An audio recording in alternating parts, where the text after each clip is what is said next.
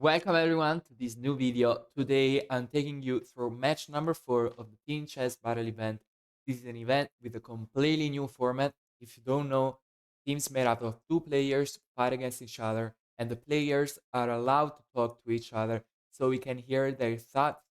Today's players are gonna be in one team Nakamura with Levi Rosman, also known as GOTHAMCHESS, and on the other team we have Eric Hansen with Jordan Van Forest. Today's games are gonna be very interesting because we are gonna get to see the biggest chess YouTuber play with the biggest chess streamer, which is of course Nakamura. But before you get into the video, please like and subscribe. The button is just down below, and I also left the link to my Twitch channel in the comments. So if you're interested, click on that. And said that, let's get into the games. So in the first game, Nakamura and Roseman are playing with black pieces, and Van Forest and Hansen are playing with white pieces. The game starts with e4. Now black decides to go for Levy's favorite opening, which is the Caro-Kann defense with move c6. The idea of this opening is really simple. You want to challenge white's presence in the center with move d5, and here the most common move for white is d4, but white decides to go for knight f3. After one f3, we got d5, knight c3, bishop g4, pinning the knight to the queen. You got h3, kicking the bishop out. Now the bishop can retreat or take. They decide to take. After takes, we got knight f6, giving the pressure in the center. And after the move g3, the clear intent of white is to put bishop on g2. I'm sorry, I just spoiled the game. I'm sorry. All right. And here we got g6 trying to imitate what white is trying to do on the king side. We got bishop g2, not bishop g7. We got e6 first. These two moves are kind of, you can play both. It doesn't really matter. We got castle, bishop g7. And here a really interesting move. White plays rook d1, trying to go d4. White could have played d4 right away.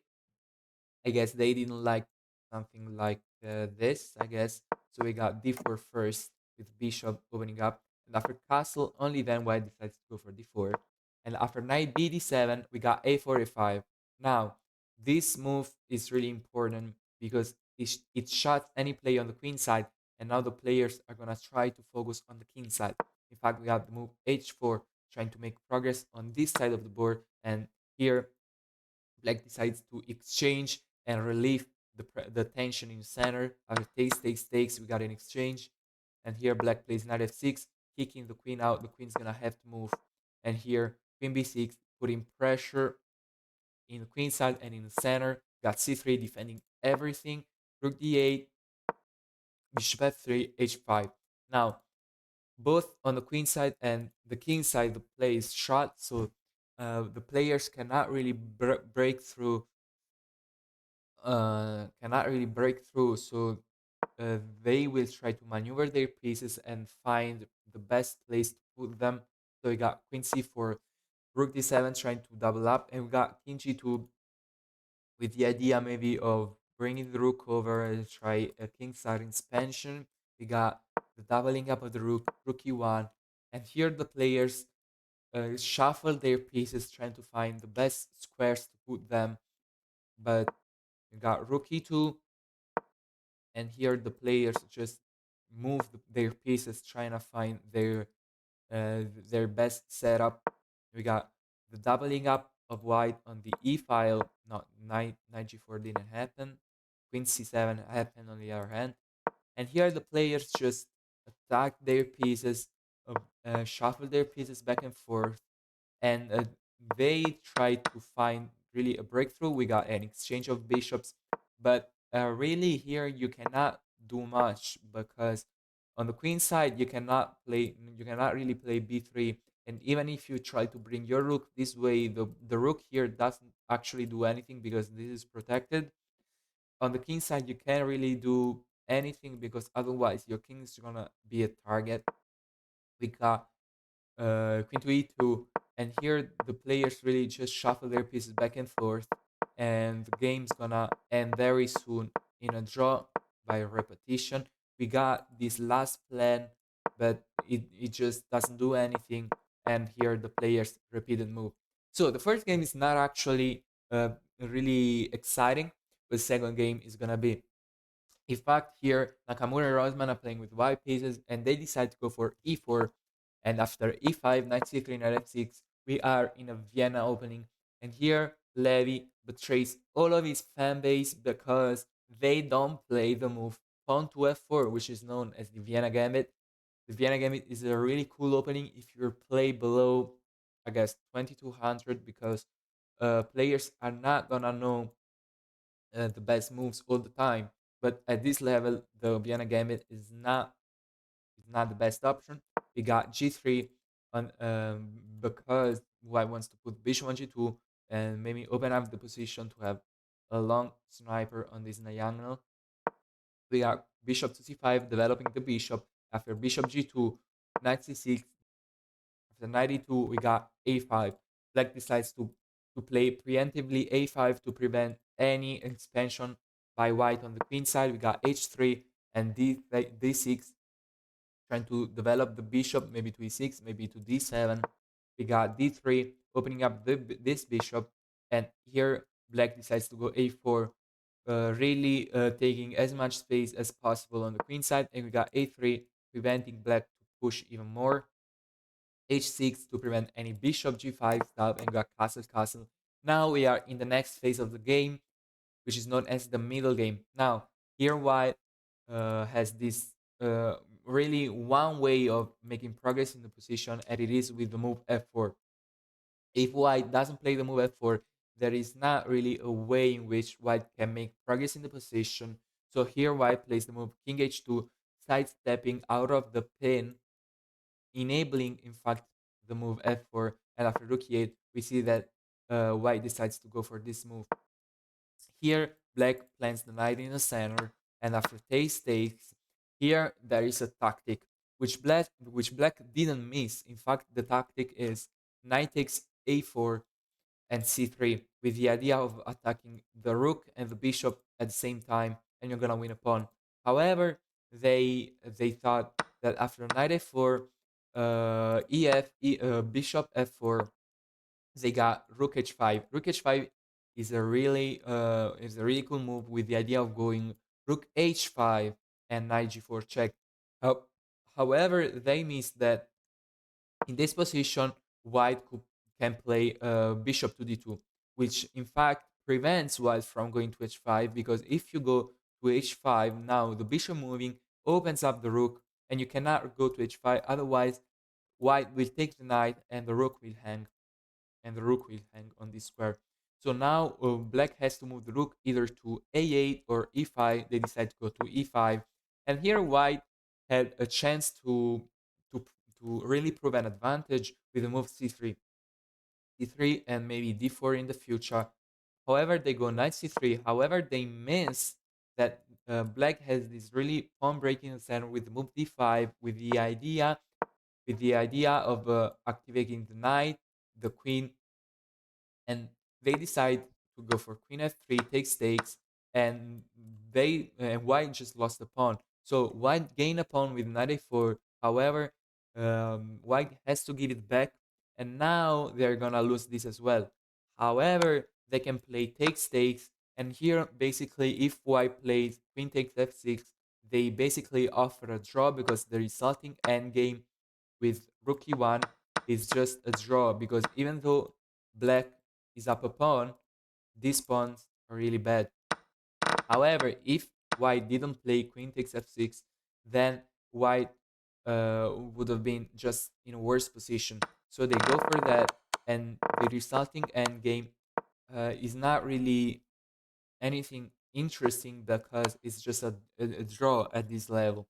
Here white brings the king to the center, and black really tries to claim an advantage. However, it is unable to do that because the position is just rock solid by white, and there is not really much you can do. In fact, we see that in this position, king g7, bishop f3 back, and the players repeated moves. So after 2 games, the players are tied, so they're gonna get an Armageddon. If you don't know, an Armageddon is a game where the two teams can make a bid which consists of basically, for example, let's say we play a 10-minute game. If I bid 5 minutes and you bid 7 minutes, I win the bid because I make the lower one, and I get to decide which color I want to play, and I will play with I will play with the amount of time I decided to bid at the beginning. And in the Armageddon, the players who play with black, even if they draw, they win the match. So players, when they win the bid, they're probably gonna choose black. In this case, Van Forest and Hansen bidded 5 minutes and 57 seconds, while Nakamura and Rosman bidded 7 minutes and 30. So Van Forest and Hansen decided to play with black pieces, and they're gonna play with 6 minutes on the clock, while White's gonna play with 10 minutes on the clock. And if Black manages to draw, he will win the match. They will win the match. So White really has to put pressure during the game. So White decides to start the game with the move c4, and here we got e5, knight c3, knight f6, knight f3, knight c6. Both knights are out. We got g3. In all of these games, we saw this move g3, putting the bishop on the long diagonal, controlling the squares in the center with the bishop and not with pawns. And here we got the move d5, striking the center. And after the exchange, we see this move bishop g2, controlling the diagonal. We see bishop c5, castle, castle. Now both players are castled, and we are gonna get to the next phase of the game, which is the middle game. Here, white puts the queen on an active square with queen c2, and black attacks it with knight db4. The queen's gonna have to move. And now black plays knight d5, knight d4, I'm sorry. And after takes, the idea is that you're gonna have to move the knight, and the b1 h7 diagonal is gonna be weak because black will play bishop f5. However, white will be able to play the move d3, shutting out the diagonal. And after bishop b6, saving the bishop, we got this move d3. So now bishop f5 doesn't really do anything because the queen is protected. We see this move h6, and bishop d2 attacking the knight. The knight's gonna have to move, and we see this move knight to d5, protecting, I mean, uh, moving the knight out of danger. We see queen c2, putting the queen once again on an active square. After rook e8, we got rook e1, putting the rooks on the e file, and we got a5, a3. Now, this really, in the future, white is preparing the move b4, and will try to create counterplay on the queen side. We see this move rook c1, putting pressure on the c file, and after the move c6, protecting the pawn on c7 and leaving the square on c7 ready for the bishop. We see this move h3, preventing any pieces to go to g4, and we see bishop g5. And here, after white plays knight to c5, we see rook d8, and before this move, which I talked about earlier, is really interesting because after takes, white could have, I mean, black could have taken straight away, but decided to go h5 first. And here, white plays queen c4, a waiting move because now black takes. Now, in this position, white, even though needs to win the game, can actually trade queens because the resulting endgame is probably slightly better for white. So black decides not to trade queens with the move queen to d7. So after queen d7, you got king to h2 and knight to c7. Black will try to put the knight on b5, and white will try to create an attack on the king side. We see this move, knight to b5, after take, bishop takes h3. We got queen to g5, maneuvering the pieces in a way that allows white to create a kingside attack with the bishop and with the queen, with the other bishop maybe. We see bishop e6 back and bishop f3, trying to play maybe rook h1 to add another attacker to this position. We got bishop d5 and king to g2, preparing rook h1. However, a very timely move in this position after black tries to exchange queens is the move f6. F6 is a really timely move because you're gonna prepare the f7 square for the king, and you're gonna put the rook on h8, so you're gonna stop this attack by white. We got the move rook c5. Rook c5 here is the only move to play for an advantage by white. And here it was a really cool moment because this move was actually suggested by Levi Rosman, which is the lower rated player in the team, and he suggested this move, and this is the only move to favor an advantage because it puts pressure in black position.